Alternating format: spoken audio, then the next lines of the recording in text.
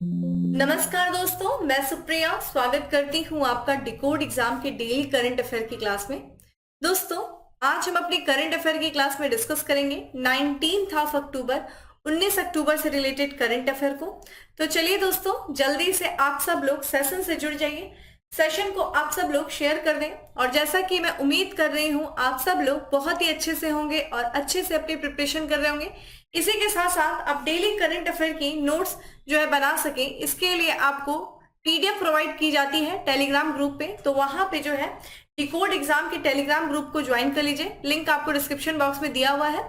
तो वहां से जो है आप डेली करंट अफेयर की पीडीएफ को डाउनलोड करके अपनी शॉर्ट नोट्स बनाइए, रिवीजन करिए और कोशिश करिए डेली जो है करंट अफेयर की क्लास को फॉलो करिए। ठीक है, ये आपको बहुत ही हेल्प करेगा आपके एग्जाम में। तो स्टार्ट करते अपनी क्लास स्टार्ट करूं उसके पहले कहना चाहूंगी कि जल्दी से चैनल को सब्सक्राइब कर लीजिए और बेल आइकन को प्रेस कर लीजिए। इससे आपको चैनल से रिलेटेड हर क्लास की वीडियो का प्रॉपर नोटिफिकेशन मिलेगा और आपकी कोई भी क्लास मिस नहीं होगी। तो आइए क्लास पे चलते हैं और सबसे पहले प्रश्न की तरफ बढ़ते हैं, जो कि आज का हमारा सबसे पहला प्रश्न है कि हाल ही में कब अंतर्राष्ट्रीय गरीबी उन्मूलन दिवस मनाया गया। तो अंतर्राष्ट्रीय गरीबी उन्मूलन दिवस कब मनाया गया? ऑप्शंस आपके सामने हैं। दोस्तों, वीडियो को शेयर कर दिया करिए और साथ ही साथ जब मैं प्रश्न करती हूँ तो उसका आंसर दिया करिए जिन्हें आंसर पता है। तो यहाँ पे हम आंसर पे चले दोस्तों, तो इसका जो करेक्ट आंसर है वो है सी, यानी कि 17 अक्टूबर को, ठीक है, गरीबी उन्मूलन दिवस। ध्यान रखिएगा, अंतर्राष्ट्रीय गरीबी उन्मूलन दिवस मनाया गया है। ठीक है, तो यहाँ पे इंपॉर्टेंट डेज तो है दोस्तों, साथ ही साथ यूनाइटेड नेशन के द्वारा, माफ करिए, विश्व बैंक के द्वारा कुछ जो है गरीबी से, अंतर्राष्ट्रीय गरीबी से संबंधित कुछ महत्वपूर्ण डेटा जो है दिया गया है, जो आपके एग्जाम के लिए, स्पेशली जब आप मेंस राइटिंग करने जाएंगे, ठीक है, जब आप मेंस की राइटिंग करते हैं तो वहां पे ये जो डेटा है वो आपके लिए इंपॉर्टेंट हो जाता है। चर्चा करेंगे क्या है वो डेटा। सबसे पहले बात करते हैं कि अंतर्राष्ट्रीय जो उन्मूलन दिवस मनाया जाता है दोस्तों, गरीबी उन्मूलन दिवस, वो मनाया जाता है हर साल देखा जाए तो 17 अक्टूबर को। ठीक है, तो यहाँ पे international day for eradication of poverty, जो कि 17 अक्टूबर को मनाया जाता है। तो बेसिकली देखा जाए ये उन लोगों के, ठीक है, संघर्षों का, उन लोगों का प्रयासों के लिए देखिए जो है दिवस सम्मानित करता है, जिन्होंने जो है गरीबी को, ठीक है, निर्धनता में जो है गुजर बसर कर रहे हैं। और साथ ही साथ स्पेशली उन लोगों के लिए भी यह दिवस है दोस्तों, जिन्होंने गरीबी उन्मूलन में अपना महत्वपूर्ण योगदान दिया, जिन्होंने जो है संघर्ष किया, उनके भी प्रयासों को यह दिवस क्या करता है, सम्मानित करता है। विश्व बैंक ने देखा जाए अभी हाल ही में कुछ रिपोर्ट पेश किया था, ठीक है, इस रिपोर्ट में बहुत महत्वपूर्ण बातें की गई हैं। इसमें देखिए तुलना किया गया है, ठीक है, 2011 से 2019 के बीच के। तो यहाँ पे जो है बात किया गया है कि 2011 से लेकर के 2019 के बीच में देखा जाए तो भारत में देखिए गरीबी जो है दर कम हुआ है। तो लगभग कितना परसेंट गरीबी कम हुआ है? तो 12.3% गरीबी कम हुई है, ये विश्व बैंक का डेटा कहता है। ध्यान रखिएगा, ये आपके प्रीलिम्स में भी इस तरह के स्टेटमेंट बन जाएंगे जहां पे मल्टीपल चॉइस क्वेश्चन बनते हैं। ठीक है, वही बात करें दोस्तों तो गरीबी संख्या जो है, गरीबी की संख्या की बात करें तो ये भी देखिए घटा है। गरीबों की जो संख्या है वो 2011 में जहां 22.5% थी, वही 2019 में ये 10.2% हो गई है।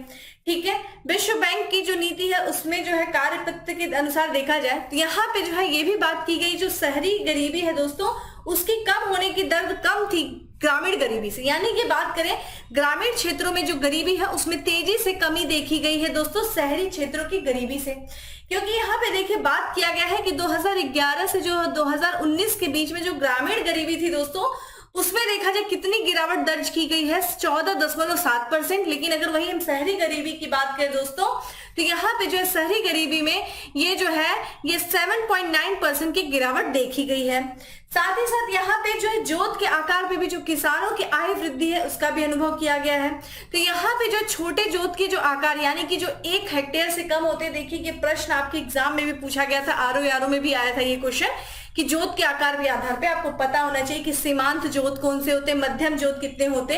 तो यहाँ पे जो 1 हेक्टेयर से कम आकार की जो जोत है, जोत वाले जो किसान हैं, उनकी भी आय में जो है उच्च आय वृद्धि का अनुभव किया गया है। साथ ही साथ यहाँ पे 2011 से 2019 के बीच में 2 सर्वेक्षण जो किए गए हैं उसमें ये पाया गया कि सबसे छोटी जोत वाले जो किसान की वास्तविक आय में वार्षिक रूप से कितनी प्रतिशत जो है वृद्धि दर्ज की गई है, तो ये 10% की वृद्धि दर्ज की गई है। जबकि जो सबसे बड़ी जोत वाले किसानों की आय में कितनी परसेंट की वृद्धि दर्ज की गई है? 2% की।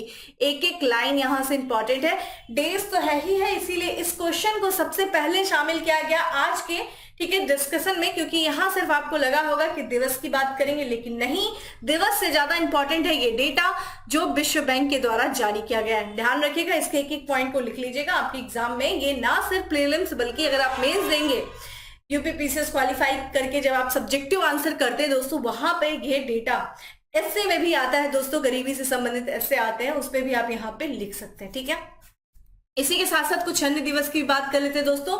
यहाँ पे हाइजीन से संबंधित एक दिवस है।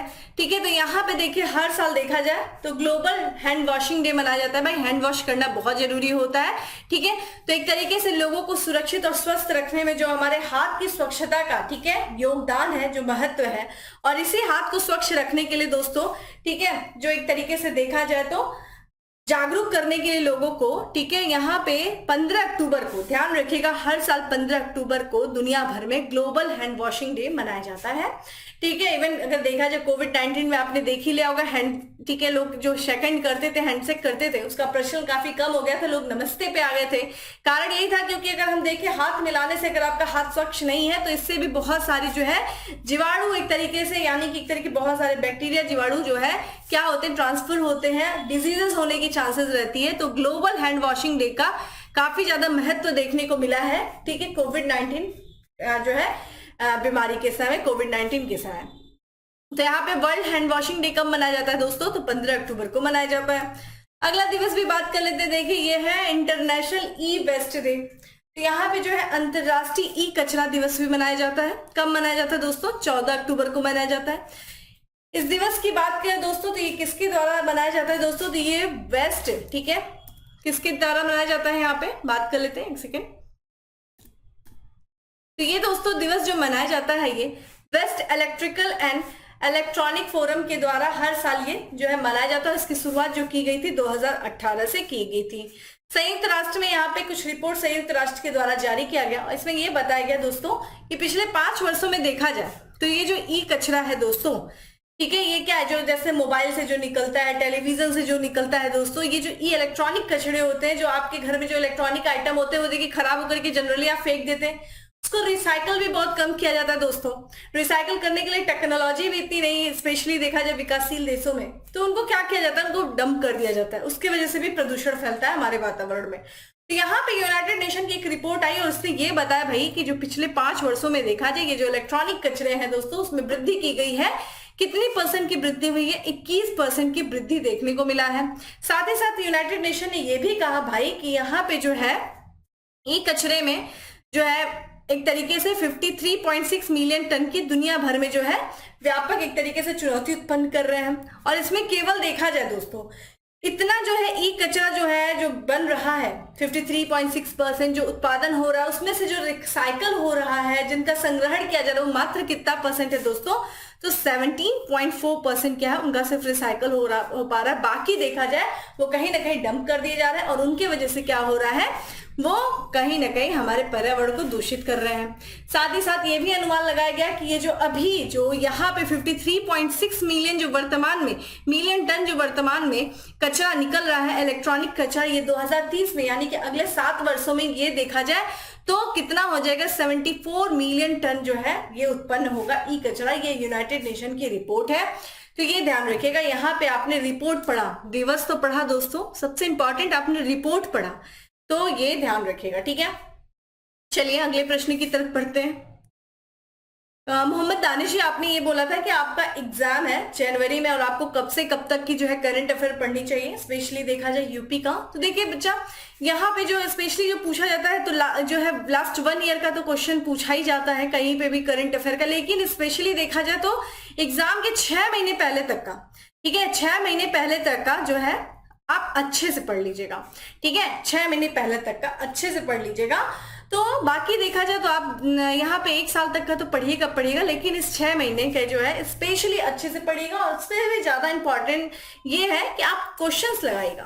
किसी भी चीज को पढ़ने से अच्छा है कि आप उसके ज्यादा से ज्यादा क्वेश्चंस लगाइए। ठीक है, तो आपको आइडिया मिलेगा कि क्वेश्चन किस तरीके से पूछ सकता है। तो ठीक है, तो ये आप पढ़िए, काफी अच्छा एग्जाम का, यानी कि अगर जून जुलाई का जून जुलाई से लेकर के दिसंबर तक का करंट अफेयर पढ़िएगा, तो जनवरी में एग्जाम में वो आपको काफी हेल्प करेगा। ठीक है, बाकी तो आपके एग्जाम के देखिए आरओ के पहले भी मैं सेशन लेकर के आऊंगी, रिवीजन सेशन, लास्ट 1 ईयर के जितना भी करंट अफेयर आपको पढ़ाया गया उसका अच्छे से सेगमेंट वाइज आपको रिविजन कराया जाएगा। ठीक है, चलिए अगले प्रश्न की तरफ बढ़ते हैं और अगला प्रश्न है कि ग्लोबल मैरीटाइम इंडिया समिट 2023 के तीसरे संस्करण का आयोजन कहाँ किया जा रहा है?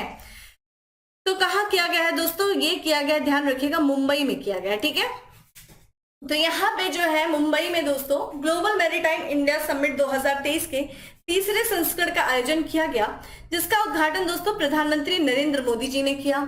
इस शिखर सम्मेलन की दोस्तों बात करें ग्लोबल मैरीटाइम इंडिया समिट की, तो ये दोस्तों मुंबई में 19 अक्टूबर तक ये चला। ठीक है, यानी कि आज ये इसका आखिरी दिन है। ठीक है, मुंबई में, और इसका जो है ये आयोजन जो किया जा रहा है वो केंद्रीय पत्तन नौवहन और जलमार्ग मंत्रालय के द्वारा किया जा रहा है। इसी के साथ साथ उद्घाटन समारोह के दौरान प्रधानमंत्री जी ने देखा जाए कुछ जो है योजनाओं का भी उन्होंने अनावरण किया, जैसे कि सबसे पहली बात करें तो भारतीय जो है नील समुद्री अर्थव्यवस्था की रूपरेखा के तौर पे अमृत काल विजन 2047 का भी अनावरण किया गया प्रधानमंत्री जी के द्वारा। तो एक तरीके से जो नील समुद्री, ठीक है, जो हमारी नील अर्थव्यवस्था है दोस्तों, समुद्र से संबंधित जो अर्थव्यवस्था है उसको बढ़ावा देने के लिए एक अमृत काल विजन जो है पेश किया गया है प्रधानमंत्री जी के द्वारा। इसकी बात करें, इस योजना के अनुरूप देखा जाए प्रधानमंत्री ने, यानी कि प्रधानमंत्री जी ने शिखर सम्मेलन के उद्घाटन के अवसर पर, ठीक है, यहाँ पे 23,000 करोड़ रुपए से अधिक की परियोजना का भी शुभारंभ किया। ठीक है, किस अर्थव्यवस्था को बढ़ाने के लिए? तो नील समुद्री अर्थव्यवस्था को बढ़ाने के लिए। इसमें जो है कई परियोजनाओं को उन्होंने राष्ट्र को भी समर्पित किया और विभिन्न परियोजनाओं का उद्घाटन और शिलान्यास भी प्रधानमंत्री जी ने किया। तो ध्यान रखिएगा, ग्लोबल मैरीटाइम इंडिया समिट का तीसरा संस्करण था, मुंबई में आयोजित किया गया। ठीक है, अगले प्रश्न की तरफ बढ़ते हैं, नियुक्ति से संबंधित है कि किस राज्य के हाई कोर्ट के मुख्य न्यायाधीश के रूप में जस्टिस सिद्धार्थ मृदुल की नियुक्ति की गई है? तो यहाँ पे दोस्तों, तो यहाँ पे बात करें मुख्य न्यायाधीश के रूप में जो जस्टिस सिद्धार्थ मृदुल की नियुक्ति की गई है किस राज्य के? तो दोस्तों ध्यान रखिएगा, मणिपुर। ठीक है, नॉर्थ ईस्ट के, ठीक है, नॉर्थ ईस्ट के जो है हाई कोर्ट में मुख्य न्यायाधीश बनाए गए जस्टिस सिद्धार्थ मृदुल। तो इनकी तस्वीर आप देख सकते हैं। तो ये देखा जब वर्तमान में ये दिल्ली हाई कोर्ट के न्यायाधीश है जस्टिस सिद्धार्थ मृदुल, और इनको जो है एक तरीके से मणिपुर हाई कोर्ट का मुख्य न्यायाधीश नियुक्त कर दिया गया है। कमेंट बॉक्स में आंसर करिए, नियुक्ति कौन करता है? अच्छे से सुप्रीम कोर्ट और हाई कोर्ट पढ़ लीजिए। ये जो है बात करें सुप्रीम कोर्ट कोलेजियम ने देखा जाए इस नाम का प्रस्ताव रखा था जुलाई में। ठीक है, जस्टिस मृदुल की मणिपुर हाई कोर्ट के मुख्य न्यायाधीश के रूप में नियुक्ति की सिफारिश की थी, जिसको जो एक्सेप्ट कर लिया गया है। और जस्टिस सिद्धार्थ मृदुल को देखा जाए तो ये जो है 13 मार्च 2008 को दिल्ली हाई कोर्ट के जज नियुक्त किए गए थे, जो कि वहां वो वरिष्ठ न्यायाधीशों के रूप में कार्य कर रहे थे। अब इनको मणिपुर हाई कोर्ट का न्यायाधीश बना दिया गया है। ठीक है, इसी के साथ साथ एक और भी नियुक्ति की बात कर लेते हैं दोस्तों। भारतीय बात, इसके बारे में हमने पहले ही बात किया था, फिर से रिवीजन कर लेते हैं। इरडाई यानी कि भारतीय नवीकरणीय ऊर्जा विकास एजेंसी है दोस्तों, जिसके वित्त निदेशक के रूप में किसे नियुक्त किया गया है? वीके मोहंती जी को नियुक्त किया गया, जिनका पूरा नाम क्या है? विजय कुमार मोहंती। तो ये जब कार्यभार ग्रहण करेंगे दोस्तों, तो जिस तारीख से ये कार्यभार ग्रहण करेंगे उसी तारीख से देखा जाए, उस तारीख से लेकर के 5 साल तक ये अपने जो है पद पर बने रहेंगे, या फिर अगले आदेश तक, जब तक आदेश नहीं आता तब तक ये अपने पद पर बने रहेंगे। ठीक है, अगर हम बात करते हैं भारतीय नवीकरणीय ऊर्जा विकास एजेंसी लिमिटेड की दोस्तों, तो इसकी जो स्थापना की गई थी वो 1987 में किया गया था। और ये देखा जाए किस मंत्रालय के अधीन जो है दोस्तों, तो ये है नवीन और नवीकरणीय ऊर्जा मंत्रालय के अधीन है, ये कार्यरत है। और ये भारत सरकार का एक मिनी रत्न उद्यम भी है। इसका इरडा का मुख्यालय देखिए कहाँ है दोस्तों? नई दिल्ली में। ठीक है, तो ये ध्यान रखिएगा, भारतीय नवीकरणीय ऊर्जा विकास एजेंसी। अगला है दोस्तों, ये बहुत इंपॉर्टेंट है क्योंकि शामिल किया गया है। देखिए अभी हाल ही में एमएस गिल का निधन हो गया है, वो कौन थे? तो अभी देखिए बहुत ही ये चर्चित, बहुत ही फेमस पर्सनालिटी थे एमएस गिल। इनका जो निधन हो गया दोस्तों, तो ये भारत के जो है ये पूर्व मुख्य चुनाव आयुक्त थे, इसलिए देखिए क्वेश्चन शामिल किया गया है।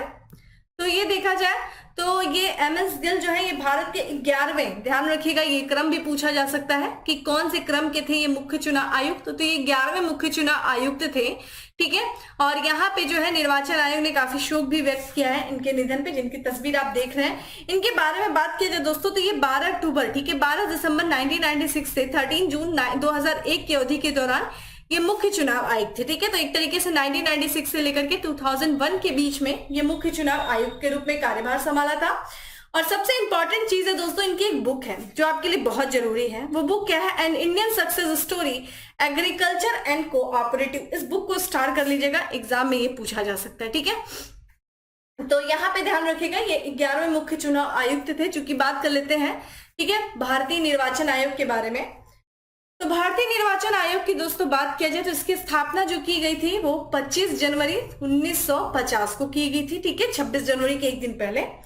तो यहाँ पे जो है अगर हम बात करें कि भारतीय निर्वाचन आयोग किस तरह की जो है निकाय है, तो ये ध्यान रखिएगा शायद तो संवैधानिक निकाय है। और ये भारत में देखा जाए संघ क्षेत्र यानी कि केंद्र का और राज्य चुनाव प्रक्रिया का संचालन करता है। कई बार एग्जाम में पूछा गया है कि भारतीय चुनाव आयोग किसके किसके चुनाव का आयोजन करता है, तो यहाँ लोकसभा के चुनाव का आयोजन करता है, राज्यसभा, राज्य विधानसभाओं का ध्यान रखिएगा, राज्य विधान परिषदों का नहीं, राज्य जो विधानसभा है उनका, राष्ट्रपति का और उपराष्ट्रपति, इनके चुनाव का संचालन जो किया जाता है वो भारतीय निर्वाचन आयोग के द्वारा किया जाता है। अगर हम बात करें, चूंकि ये संवैधानिक निकाय है यानी कि संविधान में इसकी चर्चा की गई, तो संविधान के किस अनुच्छेद में, किस भाग में, तो अगर हम बात करें संविधान का जो 15वां भाग है दोस्तों वो चुनाव से संबंधित है और इसमें सभी प्रावधानों का उल्लेख किया गया है चुनाव से संबंधित। और अनुच्छेद की बात करें दोस्तों तो भारत के संविधान का जो अनुच्छेद है 324 से लेकर के 329 ये किससे संबंधित है? चुनाव आयोग और सदस्यों की शक्तियों से संबंधित है। उनके कार्य के बारे में बताया गया, कार्यकाल, पात्रता। चलिए अब आप मुझे कमेंट बॉक्स में आंसर करिए कि वर्तमान में जो है इलेक्शन कमीशन ऑफ इंडिया कौन है, यानी कि जो है भारतीय निर्वाचन आयोग कौन है, आप मुझे कमेंट बॉक्स में आंसर करें, ठीक है।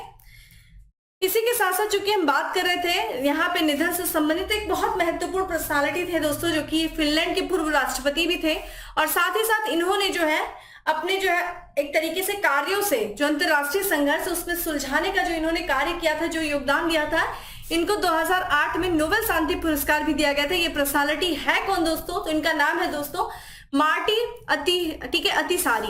तो मार्टी अतिसारी की दोस्तों बात करें जिनको 2008 में नोबेल शांति पुरस्कार दिया गया और साथ ही ये फिनलैंड के ये 10वें राष्ट्रपति थे और इनका अभी हाल ही में यानी कि 16 अक्टूबर को इनकी निधन हो गया। कमेंट बॉक्स में यहाँ पे इनकी तस्वीर आप देख सकते हैं। इनके बारे में बात करें तो ये 1994 से लेकर के 2000 तक के बीच में ये जो है फिनलैंड के राष्ट्रपति थे, ठीक है, ये ध्यान रखिएगा। साथ ही साथ देखिए सितंबर की बात कर लेते हैं, चूंकि मैं इसको शामिल इसलिए की हूँ, रिवीजन भी हो जाएगा और इम्पोर्टेंट भी है। देखिए ये भरतनाट्यम नृत्यांगना है जिनका नाम है सरोज वैद्यनाथन। इनका सितंबर 2023 में दिल्ली में निधन हो गया था और इनका जो जन्म हुआ था बेल्लारी कर्नाटक में हुआ था 1937 में।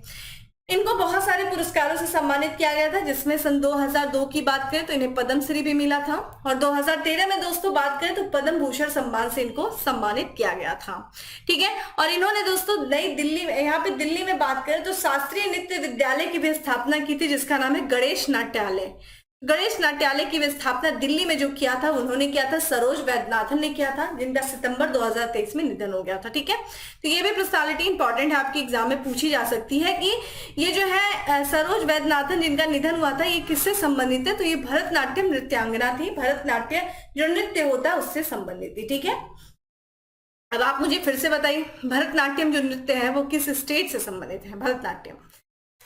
चलिए अगला प्रश्न है दोस्तों की विश्व शिखर सम्मेलन 2023 का आयोजन कहाँ किया गया है?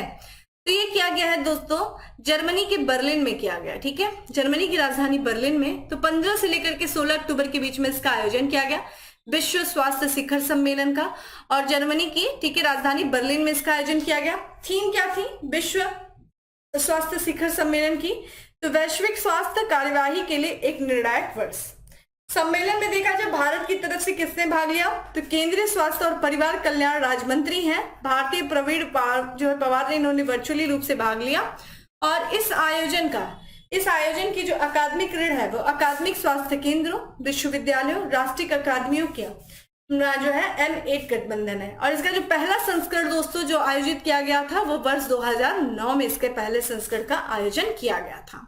ठीक है, जैसा कि अभी हम लोगों ने ये भी बात किया दोस्तों, यहाँ पे जो है विश्व खाद्य दिवस में मनाया गया। कब मनाया गया दोस्तों? 16 अक्टूबर को मनाया गया। ठीक है, FAO के स्थापना दिवस के रूप में, यानी कि फूड एंड एग्रीकल्चर ऑर्गेनाइजेशन था। तो उसकी जिसकी राजधानी मैंने आपसे पूछी भी थी, कहाँ पे थी दोस्तों? रोम, इटली के रोम में थी। कुछ लोगों ने आंसर किया। देखिए मोहम्मद दानिश जी, आप बहुत अच्छा आंसर करते हैं। मैं कहूंगी आप लोग इनसे सीखिए। देखिए कमेंट बॉक्स में आप लोग अच्छी और बुरी बात सब कुछ लिखते हैं। जिनको अच्छा लगता है वो अच्छा लिखते हैं, जिनको बुरा लगता है वो बुरा लिखते हैं, वो उन पे छोड़ देती हूँ मैं। लेकिन फिर भी मैं ये उम्मीद आपसे करती हूँ दोस्तों कि जो भी मैं प्रश्न पूछती हूँ डिस्कशन के दौरान उसका आंसर क्या करिए। ठीक है, बाकी तो आप लोग का काम है तुलना करना। आप लोग, मुझे कभी कभी कुछ बच्चे ऐसा लगते हैं वो यूट्यूब पे सिर्फ यही सर्च करते रहते हैं, कौन सा टीचर अच्छा पढ़ा रहा है, उस तुलने में ही रह जाते हैं, सिर्फ तुलना करते रहते हैं, आप ये और आप वो, और वो उनका कुछ हो नहीं पाता। टीचर्स तो अपना काम कर ही रहा है, पढ़ाने वाला अपना काम कर रहा है, ये तुलना में ही रह जाता है। उनका समय पूरा मुझे लगता है इसी सब में निकल जाता है। और ये लाइफ में बेसिकली कुछ भी ठीक से कर लें वो बहुत बड़ी बात हो जाएगी। तो मैं आपसे कहूंगी भाई किसी एक को फॉलो करिए, जो भी आपको अच्छा लगता हो, जिससे भी लग रहा है कि हाँ आपके क्वेश्चन आपके एग्जाम में वो हेल्प कर रहे हैं। ठीक है, एक मेंटरशिप होनी बहुत इंपॉर्टेंट है, तो उस पर अपना समय दीजिए और रेगुलर जो है उनको फॉलो करिए, अपनी नोट्स बनाइए। मैं यही बात कहती हूँ, तुलना और ये सब करने से बचिए।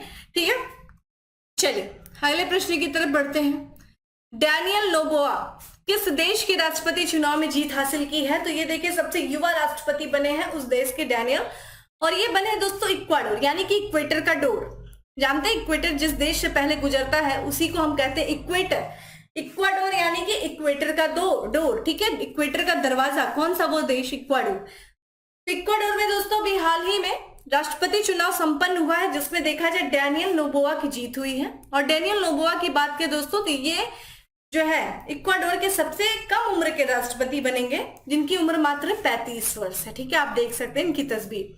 तो देखिए यहाँ पे डैनियल नोबोआ की बात करें तो ये चुनाव में जो है इन्होंने 52% वोट जो है हासिल किया। वही इनके जो प्रतिद्वंदी थे जिनका नाम था लुइसा गोमती के गेंजालेस, इन्होंने लगभग 48% जो है वोट हासिल किया है। ठीक है, देखिए पिछली बार पीसीएस में इस साल जो है 2023 में पूछा था ना न्यूजीलैंड के प्रधानमंत्री के बारे में। देखिए तो इसलिए ये सब नियुक्तियां इंपॉर्टेंट है।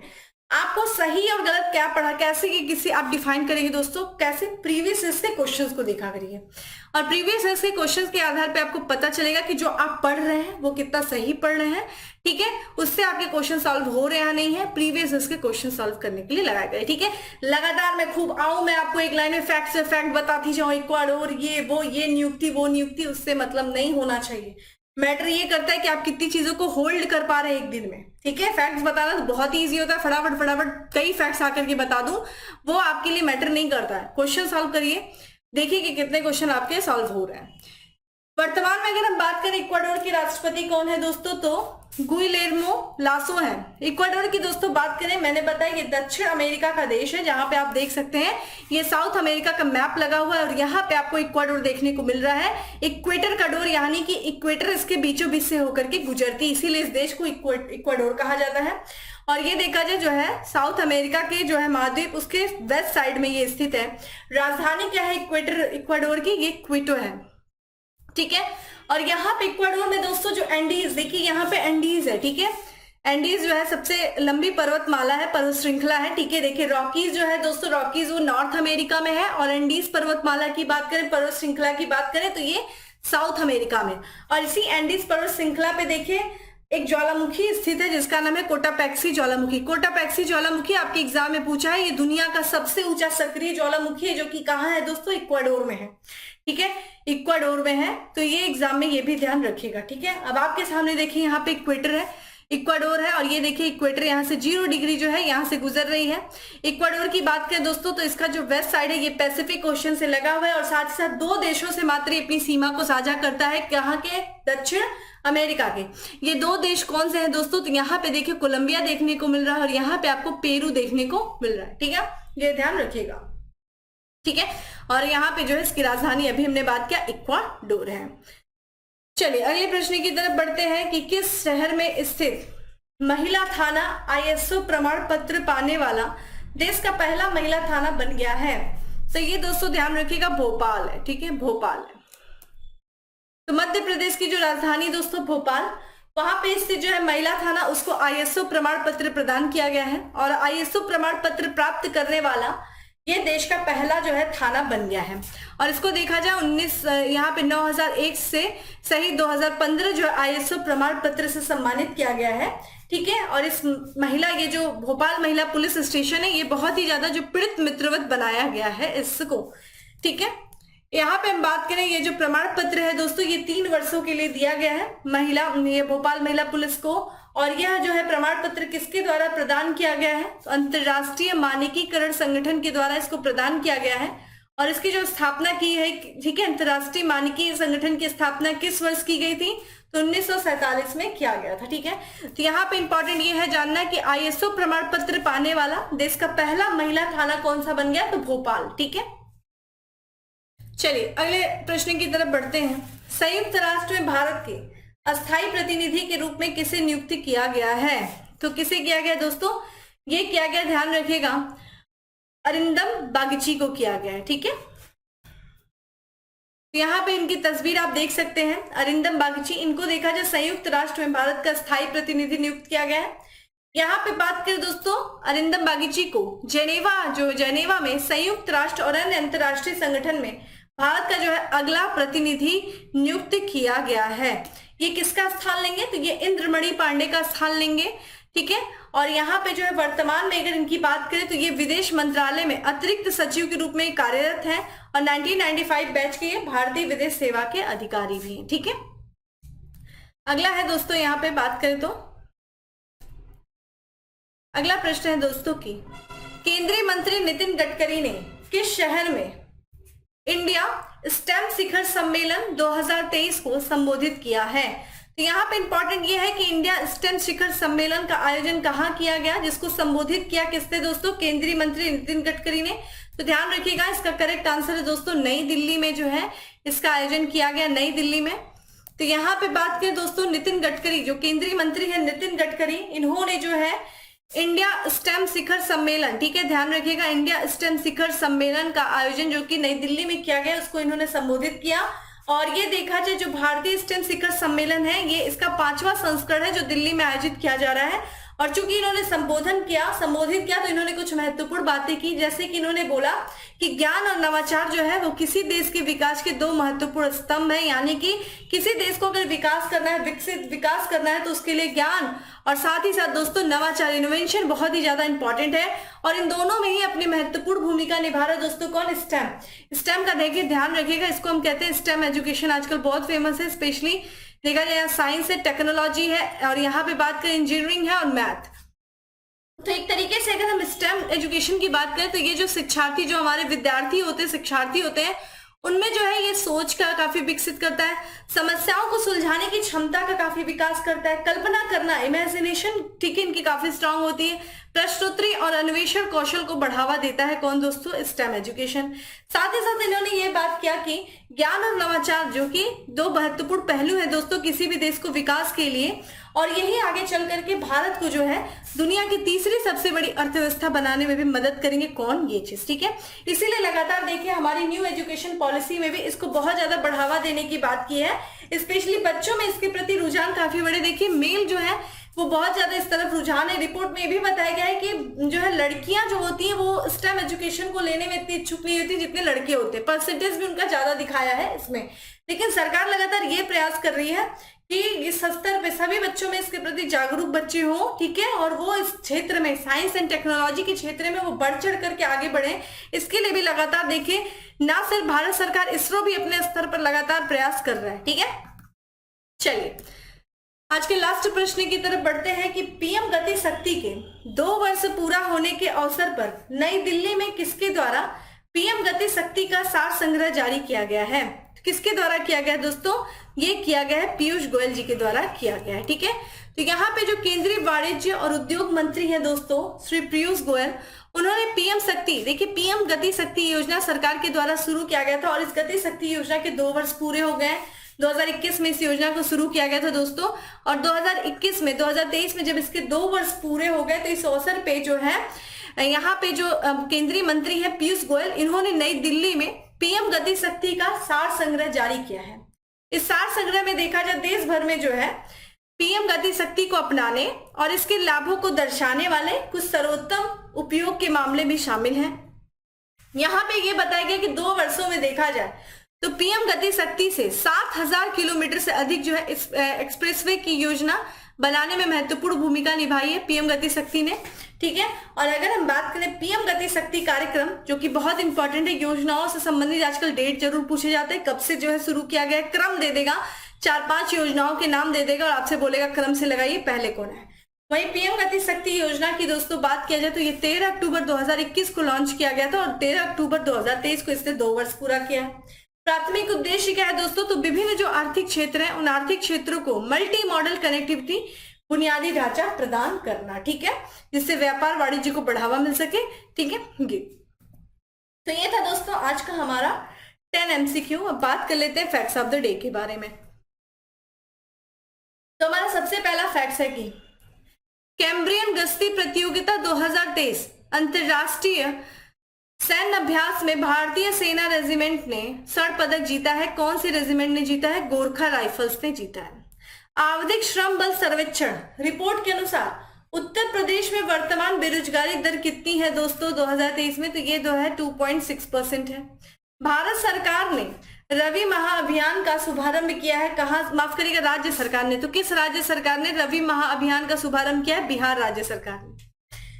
गृह मंत्री अमित शाह ने समायु शहीद स्मारक और पुस्तकालय का उद्घाटन किया है। किस राज्य में किया है? गुजरात में किया है। हाल ही में विदेश मंत्री एस जयशंकर ने रविन्द्रनाथ टैगोर की प्रतिमा का अनावरण किया है। कहाँ किया है? वियतनाम में किया है दोस्तों, जैसा कि आपको पता है, ठीक है। ये वियतनाम में गए हैं प्रधान, यहाँ पे जो विदेश मंत्री दौरे पे गए हुए हैं, तो यहाँ पे जो इस दौरान इन्होंने महत्वपूर्ण कार्य किए। तो ये था दोस्तों आज का हमारा करंट अफेयर। उम्मीद करती हूँ आपको अच्छा लगा होगा। अच्छा लगा है तो लाइक कर दीजिएगा, शेयर करिएगा। फिर मिलते हैं अगले सेशन में, तब तक के लिए bye. Have a good day, stay safe and stay happy.